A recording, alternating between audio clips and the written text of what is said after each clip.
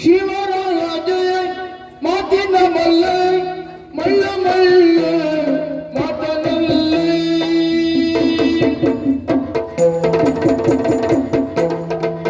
ಶಿವರಾಜ ಮಾತಿನ ಮಲ್ಲ ಮಲ್ಲ ಮಲ್ಲ ಮಾತನಲ್ಲಿ ಮದನಿವನು ಎರಡಡಿ ಕುಳ್ಳ ಎಂತ ಹೇಳಿದ್ರೆ ಎರಡಡಿ ಕುಳ್ಳ ಬರೇ 2 ಅಡಿ ಕುಳ್ಳಲ್ಲ ಮತ್ತೆ 2.5 ಸೇರಿಸಿ 4.5 ಇದ್ದೆ ನಾನು.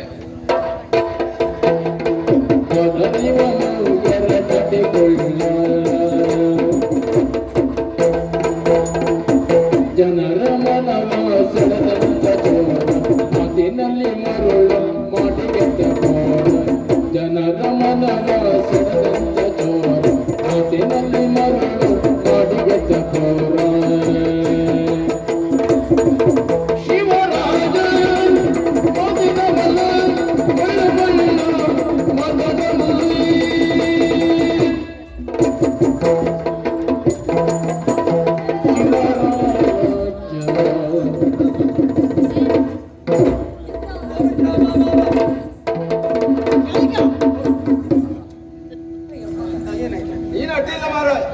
ನಮ್ಮ ಅಣ್ಣ ತಮ್ಮಂದಿರ ತೀರ್ಮಾನ ಹೀಗೆ, ಹೇಗೆ ಎಂತವರ ಬರ್ಲಿ ನಮ್ಮ ಎದುರುಗಡೆಯಲ್ಲಿ ಅವ್ರ ಎದುರುಗಡೆ ತಲೆ ಮಾತ್ರ ಕೆಳಗೆ ಹಾಕ್ಬಾರ್ದು ತಮ್ಮ ಅಂತ ನಾನು ಹೇಳಿದ್.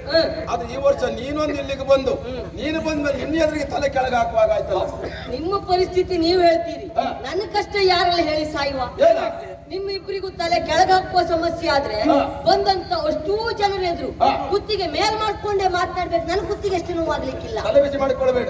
ಇವತ್ತಿನಿಂದ ನಿನಗೊಂದು ಹೊಸ ನಾಮಕರಣ. ಯಾವುದು? ಆಕಾಶರಾಜ.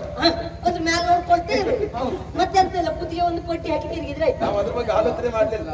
ಗೆಳೆಯ, ನನ್ನ ನಿಮ್ಮ ಸ್ನೇಹ ಎನ್ನುವುದು ಇವತ್ತಿನದ್ದೇನು ಅಲ್ವೇ ಅಲ್ಲ, ಬಹಳ ವರ್ಷದ ಹಿಂದಿನದ್ದು.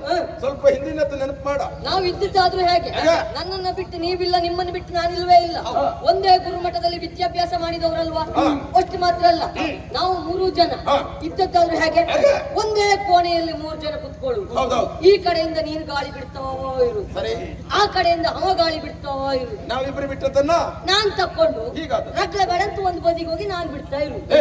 ನಿನಗೆ ನಾನು ಹೇಳಿದ್ನ ಎಂತದ್ದು ಬೇಡ ಅಂತ ಹೇಳಿದ್ರು ಕೇಳುವುದಿಲ್ಲ. ಹೋಯ್ ಬನ್ನಿ, ಎರಡೇ ತಂದಿದ್ದೇನೆ, ನಮ್ಗಿಬ್ಬರಿಗೂ ಸರಿ ಆಗ್ತದೆ ಅಂತ ಕರೆಯುವುದ್ರಿ. ನಾನು ತಮ್ಮನ ಎದುರು ಹೇಳಿ ಅಂತ ಹೇಳಿದ್ದೇನೆ. ಎಂತದ್ದು ಬೇಡ ಅಂತ ಹೇಳಿದ್ದೆ ನಾನು. ಸರಿ ಉಂಟು, ಒಂದೇ ಕೋಣೆಯಲ್ಲಿ ನಾವು ಗಾಳಿ ಸೇವನೆ ಮಾಡುವುದಲ್ವಾ. ಗಾಳಿ ಸೇವನೆ ಮತ್ತೆ ನಿಮ್ಮ ಅಭಿನಯ ಎಂತದ್ದು? ಗಾಳಿ 2 ಹೊಳ್ಳೆ ಒಳಗೆ ಹೋಗುದು ಬೇಡವಾ? ಒಳ್ಳೆಯ ಅಭಿನಯ. ಇವ ಅಭಿನಯ ಚತುರನ, ಅಭಿನಯ ಇಲ್ಲದೆ ಮಾತೇ ಇಲ್ಲ. ಇಲ್ಲವೇ ಇಲ್ಲ.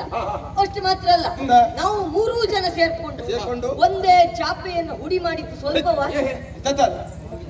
ಜನ ಅಪಾರ್ಥ ಭಾವಿಸಿಕೊಳ್ತಾರೆ. ಪ್ರಚಾರ ಮಾಡದೆ ಇದ್ರೆ ತೊಂದ್ರೆ ಇಲ್ಲ, ಅಪಪ್ರಚಾರ ಮಾತ್ರ ಮಾಡ್ಲಿಕ್ಕೆ ಹೋಗ್ಬೇಡ. ಅಪಪ್ರಚಾರ ಮಾಡ್ಲೇ ಇಲ್ಲ. ಮತ್ತೆ ಎಂತಿಟ್ಟು ಚಾಪೆ ಹುಡಿ ಮಾಡುದು ಅರ್ಥ ಆಗ್ಲಿಲ್ವಾ? 3 ಜನ ಮಲಗುದು ಹೇಗೆ? ಒಂದೇ ಕೋಣೆಯಲ್ಲಿ ಒಂದೇ ಚಾಪೆ ಮೇಲೆ ಮಲಗ್ತೇವೆ. 3 ಜನ ಮಲಗುದು. ಒಂದೊಂದು ದಿವಸ ನಿಮ್ ಇಬ್ಬರಿಗೂ ತಲೆ ದಿಂಬು ಸಿಕ್ಲಿಲ್ಲ ಅಂತ ಹೇಳಿ ನನ್ನನ್ನೇ ತಲೆ ಅಡಿ ಹಾಕೊಂಡು ಮಲಗಿದ್ದಿಲ್ವಾ? ಅವನ ತಲೆ ಅಡಿಯಲ್ಲೇ ಇರು. ಅಷ್ಟು ಮಾತ್ರ ಅಲ್ಲ, ನಮಗೆಲ್ಲಿಯಾದ್ರೂ ಬೇಸರ ಆಯ್ತು ಅಂದಾಗ ಮಲಗಿದಂತ ಆ ಚಾಪೆಯನ್ನ ಅಲ್ಲೇ ಮಡಚಿಟ್ಟು ಅಲ್ಲೇ ಒಂದು ಸಣ್ಣ ದೀಪ ಹಚ್ಚಿ 3 ಜನ ಸುತ್ತ ಕುತ್ಕೊಂಡು ಯಾವ್ಯಾವ ವಿದ್ಯೆ ಕಲಿಸ್ತೀನಿ ಅಂತ ಹೇಳಲಿಕ್ಕೆ ಆಗೋದಿಲ್ಲ. ಒಂದೊಂದು ದಿವಸ ಒಳಗೆ ಒಂದೊಂದು ದಿವಸ ಹೊರಗೆ ದುರ್ಬಲಾಗ್ತಾನೆ. ಈಗ ಏನು ಮಾಡ್ಕೊಂಡಿದ್ದೆ ನೀನು? ಅಂತ ದುಶ್ಚಟ ನಮಗೆಲ್ಲ ಗೊತ್ತಾಯ್ತು. ದುಶ್ಚಟ ಅಲ್ಲ, 3 ಜನ ಸೇರ್ಕೊಂಡು ಭಜನೆ ಮಾಡ್ತಿದ್ವು ನಾವು. ಅದನ್ನು ಹೇಳಿ ತಾಯಿ ಮಾರಾಯ. ಭಜನೆ ಹೇಳಿ ತಾಳವ ಆ ರೀತಿ ಎಳೆಯುವುದೆಂತದ್ದು? ಎಳೆಯುವುದು ಲೈಫ್ ಸಿಕ್ಕುದು ಬೇಡವಾ? ಎಳ್ದು ಹಾಕ್ಬೇಕು. ಭಜನೆ ಗೊತ್ತಿಲ್ವಾ? ಅಖಿಳಂಕ ಚರಿತ ಮಕ್ಕಳ ಮಂಡೆ ತರಿತ. ನೀನು ಮಕ್ಕಳ ಮಂಡೆ ಅಲ್ಲ, ಇವತ್ತಿಲ್ಲಿ ಕೂತವ್ರ ಮಂಡಿ, ಒಟ್ಟು ಜನರ ಮಂಡಿಯು ತರೀತೇನೆ.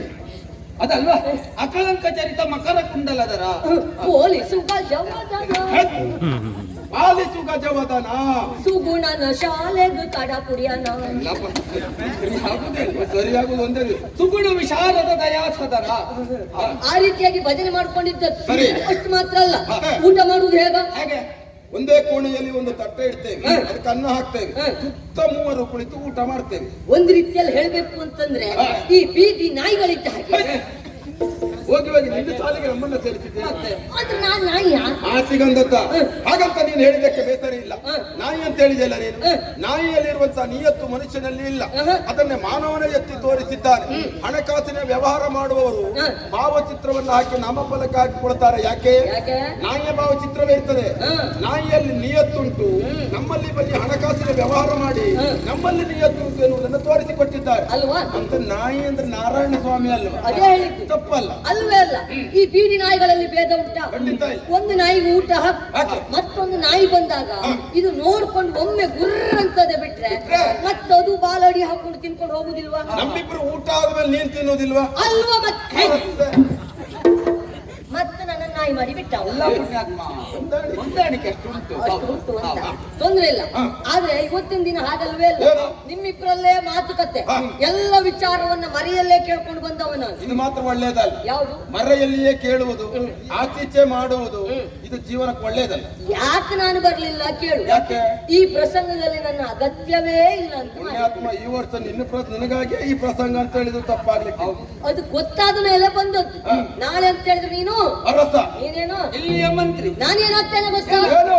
ನಿಯರ ಸಾಯುವನಾದರ ಮಂತ್ರಿಯು ನಾ ನಿಶ್ಚಯ ಸೇನಾಧಿಪತಿ.